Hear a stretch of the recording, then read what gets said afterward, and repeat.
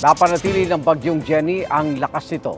Nakataas ang signal number 3 sa northern portion ng Batanes. Signal number 2 sa ibang bahagi pa ng Batanes. Signal number 1 naman sa Cagayan, kabilang ang Babuyan Islands, northern portion ng Isabela, Apayao, northeastern portion ng Abra, northern portion ng Kalinga at sa Ilocos Norte. Huling namatan ang bagyo sa east-northeast ng Itbayat, Batanes. Sa track ng Pag-asa sa Huwebes, posibleng lumabas na ng Philippine Area of Responsibility si Jenny. Bukod sa bagyo, magpapaulan din sa bansa ang pinalalakas nitong habagat at localized thunderstorms. Base sa rainfall forecast ng Metro Weather, umaga pa lang, makaranas na ng torrential rains ang Batanes na malapit sa sentro ng bagyo. Kaya maging handa po sa posibleng baha o pagguho ng lupa. Asahan din ang pagulan sa ibang bahagi ng Luzon. Sa hapon naman, asahan ang pagulan sa ilang bahagi ng Visayas at Mindanao. Mataas din po ang tsansa ng ulan sa Metro Manila.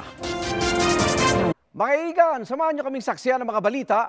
Mag-subscribe sa GMA Integrated News sa YouTube. Para sa mga kapuso abroad, samahan nyo kami sa GMA Pinoy TV at sa www.gmanews.tv.